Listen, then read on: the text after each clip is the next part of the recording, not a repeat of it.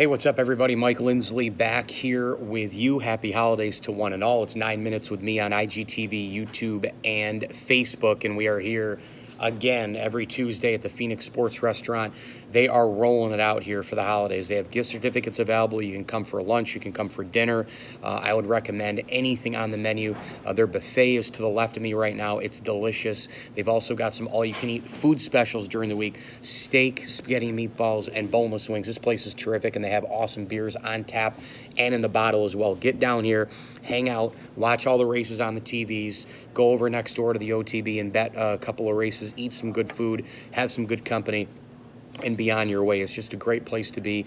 The Phoenix Sports Restaurant, a proud sponsor of the ML Sports Platter. This video is simply to just add another layer of the greatness of LeBron James. Last night, I didn't watch a second of this game. I saw all the highlights this morning, though, and I'm kind of pissed that maybe I didn't see any of this game. I really probably should have stayed up for at least maybe a half hour or an hour of this game, a little bit of NBA. I really need to get better at watching a little bit more NBA. But the Heat and the Lakers played last night in Los Angeles, which was the final meeting between Dwyane Wade and LeBron James. Remember, these two guys were teammates. These two guys won a championship in Miami. This team won two championships.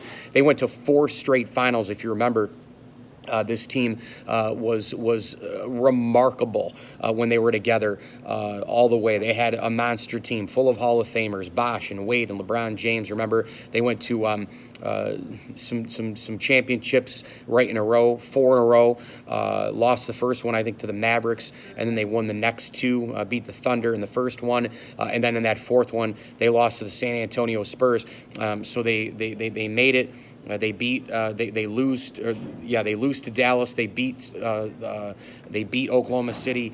They beat the Spurs, and they lose to the Spurs in the rematch. And then Miami, of course, is what they are now, which is just a team that's kind of trying to get back to that championship level. LeBron went to Cleveland, won a championship. Now he's in LA. But this game last night signified, for me, in my opinion, the greatness of LeBron James. Again, another layer. Why?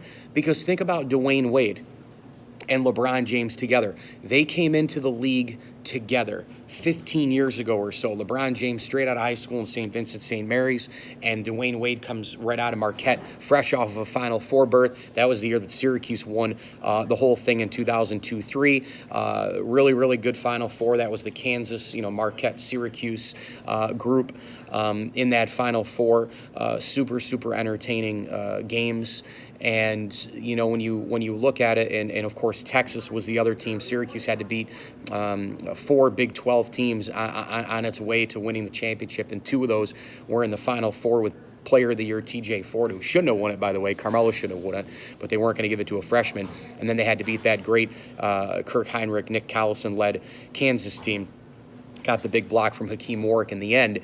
But these guys came into the league together, right? I mean, Dwyane Wade and LeBron James, if we fast forward 15 years, and LeBron James, is now sitting here at the age of 33, 34-ish, and Dwyane Wade is sitting here, with around 34, 35-ish. And, it's amazing because on the one side, LeBron James is, in my opinion, still the best player in the world. I mean, I know what Anthony Davis is doing. I know how good Steph Curry is. I know he's probably had more impact. I realize what all these other guys are doing around the league. Kawhi Leonard in Toronto. I understand up-and-coming players in the league. I understand the success of Kevin Durant and how he was, able to take over games when Steph Curry was out, and just how great he's been. And you could make the argument that the dynasty of the Golden State Warriors is even more superior because of Kevin Durant.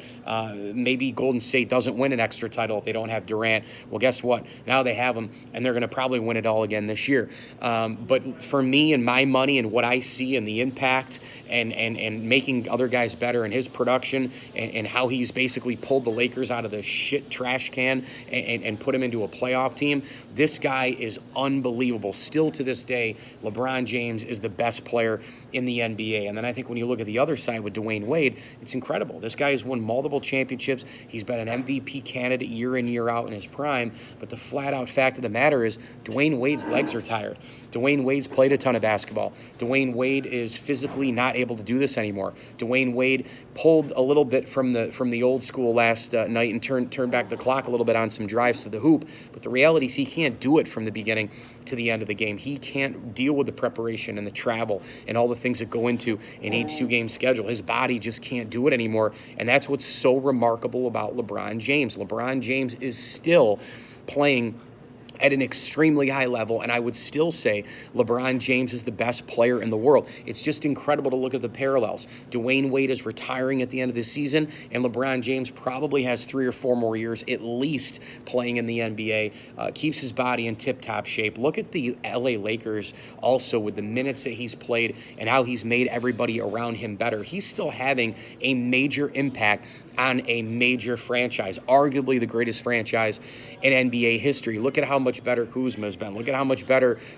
multiple players have been for that team. Lonzo Ball, all of a sudden, has turned into a very formidable point guard. They've got major players, major guards and forwards, all of a sudden with a ton of chemistry. You take a look at the situation in Cleveland.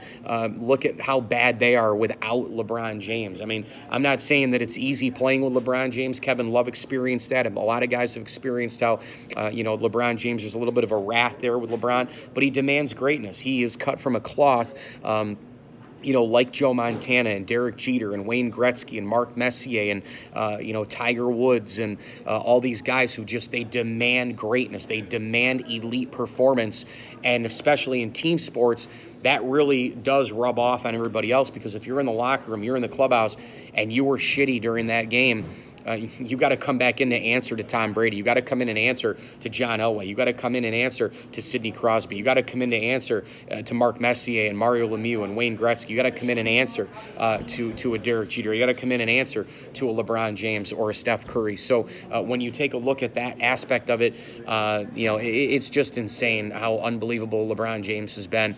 But that's all I kept thinking about when I was watching this highlights over and over and over again this morning while I was at the gym working out, and then a little bit before that at home getting some work done. I just could not stop thinking about how unbelievably great LeBron James is when you're looking at a guy who's come into the league at the exact same time in Dwyane Wade, and we fast forward 15 years.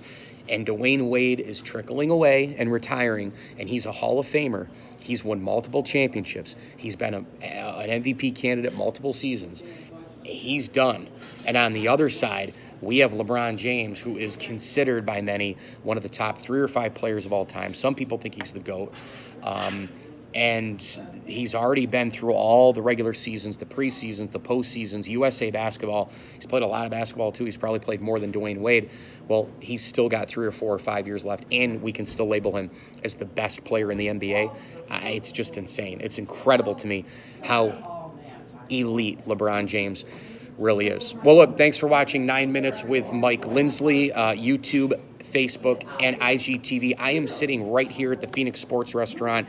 The place is starting to get active for lunch. Make sure you come on down and try their all-you-can-eat boneless wing special, all-you-can-eat spaghetti and meatball special, all-you-can-eat steak special.